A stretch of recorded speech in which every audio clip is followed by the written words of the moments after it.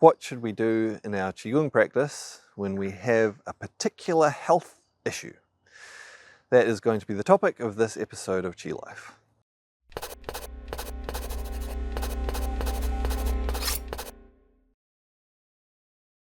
So this one is another vlog in response to a question from a viewer. She wrote in saying that she practices Qigong regularly, which is great. And she has some particular health conditions, and describing what she's doing in her Qigong practice, or not a very complete description, but a little bit of a description of what she does in her Qigong practice, and asking if, what else she should do relating to this. Now, I'm going to discuss this. I'll mention a few specifics, but largely in general terms about this topic for a little bit of context, a little bit of perspective on, what you should do if you have a particular condition, how you should think about your Qigong practice. So this person has some issues, she mentions, with her lungs and also with her right kidney. And she said she gets acupuncture regularly, and both acupuncture and Western medicine agree that she has these issues. And so she is doing her Qigong practice, and as part of that, one of the practices she does is the 12 Rivers Qigong practice, which is a really nice Qigong practice where we do different movements that focus on each of the main organs and meridians in the body. So the Zhang Fu organs, and there's one movement for each of those, and it's a great way for stimulating the energy within those meridians. It also massages the organs themselves, and it helps to change postural patterns that affect those meridians and organs. Great way to balance the energy out and get it flowing more evenly, more freely. And so she mentioned that as part of her practice, she often does extra of the particular movements, the exercises for the lungs and for the kidneys. So that's great. That's a good, simple starting point in terms of, what you might do when you have a particular issue. You might be doing practices that work with a whole lot of things. You might choose to do a little bit more of some of the parts of the practice that specifically focus on the area where you have an issue. One of the great things with many Qigong practices is they do work on balancing the whole system within the body. And that tends to sort things out overall. Sometimes if we just focus on a specific thing, we don't recognize that, oh, hey, there's actually other things related to this, and we might not get as good of a result as we otherwise would. But, balancing things overall, everything balances out, and we're able to find the health and the balance that we want.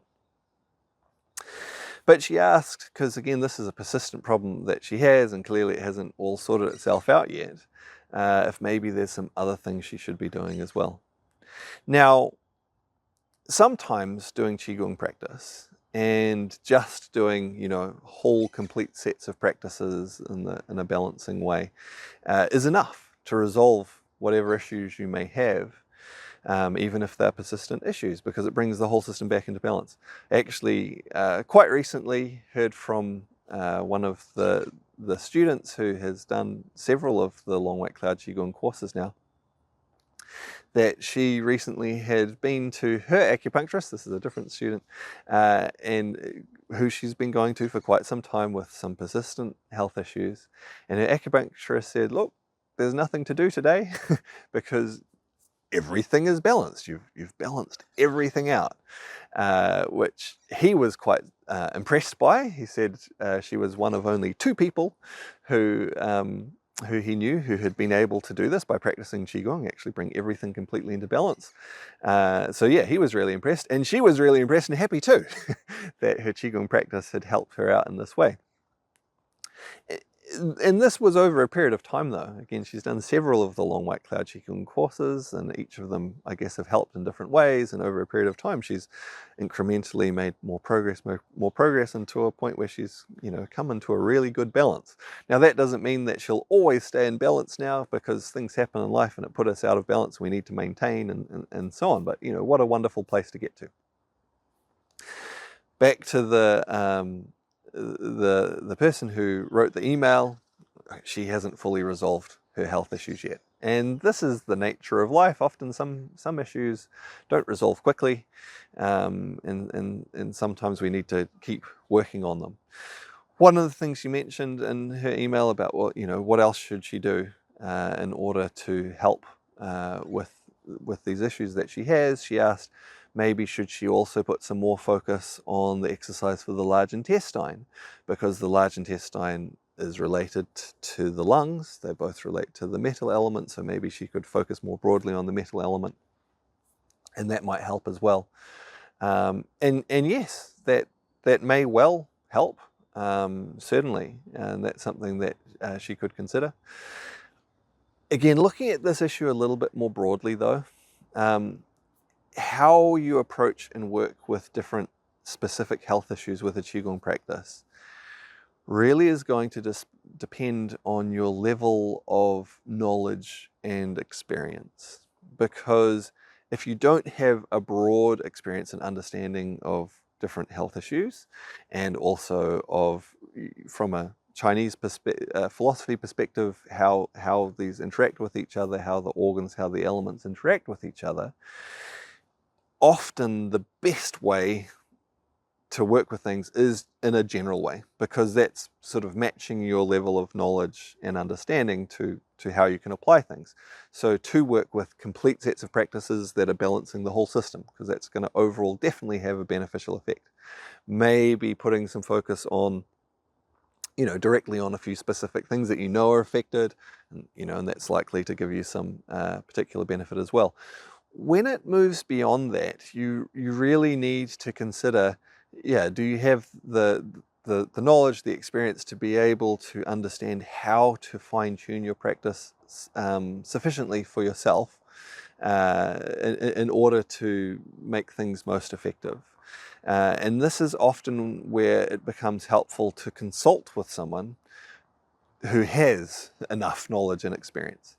And so to get into the specifics of a specific condition, often it's going to require some in-depth analysis to really understand all the things that are going on from a physical point of view, from an emotional point of view, things that are going on within your environment, in order to then fine-tune things more effectively in a more focused way. Because Qigong can be used in that way. It can be used in a very focused way sometimes, where you find exactly the things that need to be worked on, and then specific practices that really target those. But in order to work specifically, you need to have a specific knowledge, a specific understanding.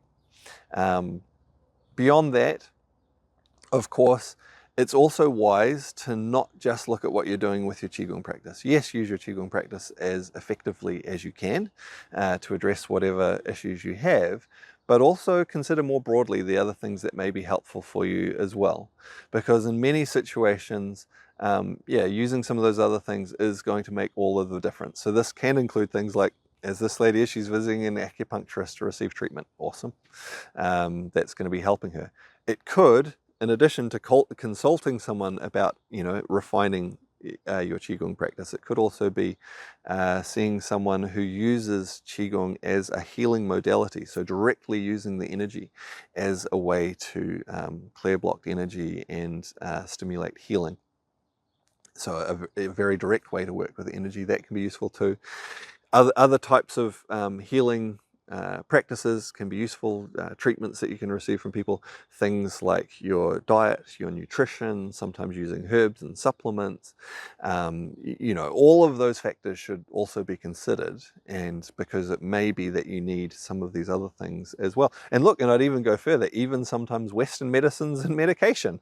Sometimes people really demonize Western medicine, and sometimes the way Western medicine is practiced, it's like, sometimes it can cause some real problems, that's for sure.